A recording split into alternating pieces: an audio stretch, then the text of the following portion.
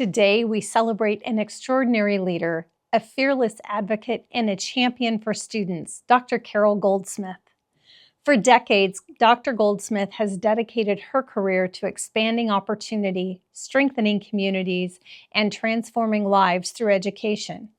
As president of West Hills College Coalinga, she elevated innovation and built pathways that connected students directly to meaningful careers. At Fresno City College, she led with vision and courage, strengthening partnerships and ensuring that access to higher education meant access to real opportunity. As Chancellor of the State Center Community College District, she guided with strength and clarity, keeping students at the center of every decision. Carole has been a fierce advocate for workforce development, recognizing that education must meet the evolving needs of our communities. Her leadership in advancing the California Community College Bachelor of Science in Nursing has opened doors for countless future nurses that will strengthen healthcare across our state. But beyond the titles and achievements, what truly defines Dr. Goldsmith is her unwavering belief in people, in their potential, their resilience, and their promise. Her legacy is not only in the programs she built or the policies she shaped, it lives in every student who found their path, every graduate who stepped into a career, and every community made stronger because she cared enough to lead boldly. Dr. Goldsmith, my colleague, my friend, my sis, thank you for your courage, your compassion, and your relentless commitment to opportunity. When we launch our BSN programs, it will be because of your work well done. Congratulations on your retirement. You leave a remarkable legacy of leading with your heart. I'm grateful to reflect on a leadership journey I once wasn't sure I would be allowed to have.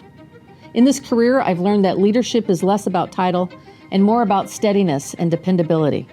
I began my career learning how to read rooms, who felt safe, who didn't, when to speak and when silence was protection.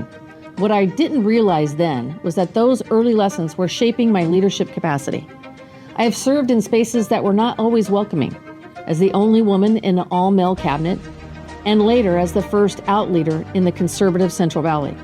I have navigated votes of no confidence, endured anonymous attacks and organized resistance, and faced moments of very real physical threat, both personally and as a leader. And here's what I've learned.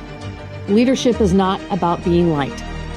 It's about being dependable, being there for your students, employees, and the people who need you. When we raised the pride flag, when we protected dreamers, when we challenged outdated systems, not everyone applauded. But leadership rooted in integrity does not seek universal approval. It seeks alignment with mission and what's best for students.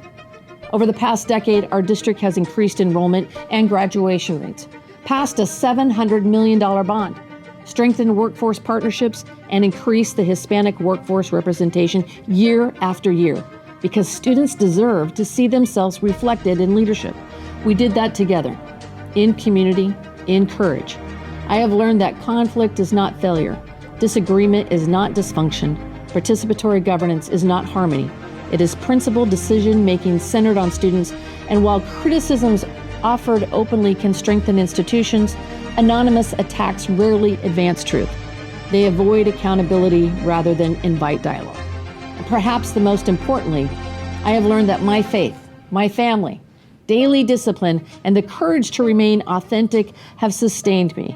You cannot lead others towards wholeness if you are fragmented yourself. Retirement for me is not retreat. It's renewal.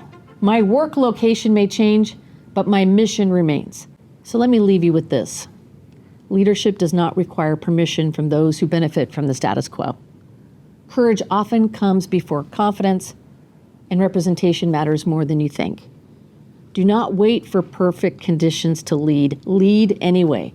Do not let the universal agreement that you're waiting for. Stand steady anyway. And do not shrink your voice to fit someone else's comfort. Our students need leaders who are whole and speak truth to power. The future of community colleges will not be shaped by those who avoid tension, my friends, but those who can hold conviction and compassion at the same time. And remember this, when the storms come, because they will, steady leadership is forged in the fire, not protected from it. If my journey has taught me anything, it's this. The work is hard. The calling is holy. And when you lead with integrity, clarity, and love for students, you never walk alone. I promise. Thank you.